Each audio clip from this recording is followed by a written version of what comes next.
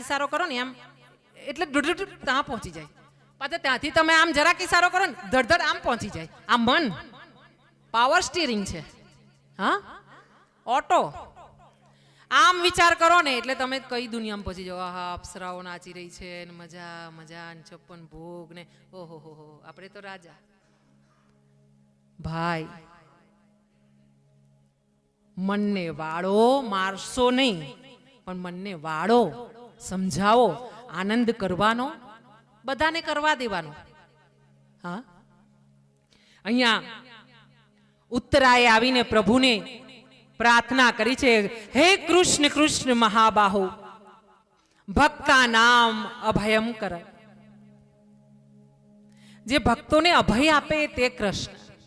હે કૃષ્ણ કૃષ્ણ મહાબાહુ, એના હાથ આજાન બાહુ કે જ્યાં જ્યાં કોઈ ભક્ત બોલાવે ને ત્યાં ત્યાં એને ભેટવા માટે એના હાથ પહોંચે એવા બના પ્રભુ. ભક્તા નામ અભયમ કરું. જે હંમેશા ભક્તને, પોતાના ભક્તને અભય આપે. અને મારી બા, મારી મમ્મીને અમે બા કહેતા. અને હું પહેલા લગ્ન ગીત કરતી, ભજન કરતી, ગરબા કરતી. ધીરે ધીરે મને ભગવાને દયા કરીને વ્યાસપીઠ આપી છે. હું લગ્ન ગીત હજુ પણ કરું છું. લગ્ન ગીતમાં પૈસા કમાઈને મારા બાળકો સાથે હું ઘર ચલાવું છું. હું ભાગવતમાં 5 રૂપિયા માંગતી નથી. પણ મારી બા એક આટલી 5 મિનિટની વાત કરું કે તમારા ઘરના વડીલો તમને યાદ આવે, તમારા દાદા દાદી, તમારી બા તમને યાદ આવે. હા, એમ કહેવાય કે निर्गुण में कभी किसी का मन नहीं लगता. हाँ, आंख बंद करो और निर्गुण का सोचो, मन नहीं टिकेगा, स्थिर ना होगा.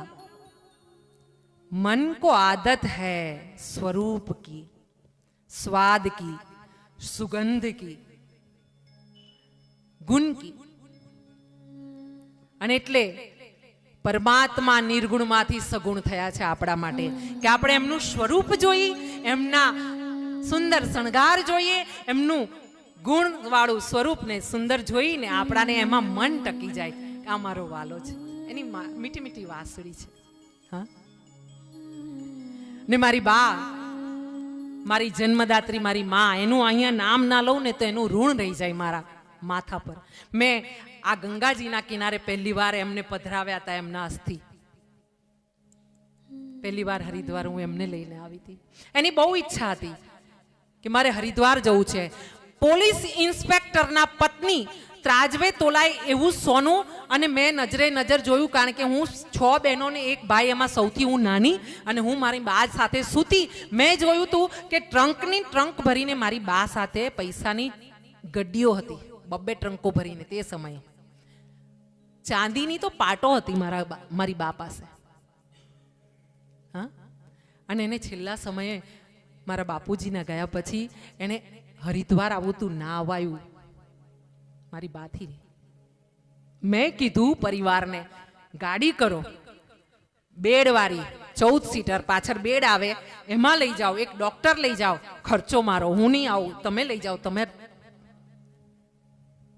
ના થયું. અંતે અડધા અસ્થિ ચાણોદ ગયા, અડધા અસ્થિ ગંગાજીમાં આવ્યા. એના અસ્થિ લઈને હું ગંગાજીમાં આવી. જે દિવસે મેં મારી માના અસ્થિ પધરાવ્યા ને, ગંગાજીને સોંપ્યા ને, તે દિવસે મને એમ થયું કે હું એની દીકરી નકામી.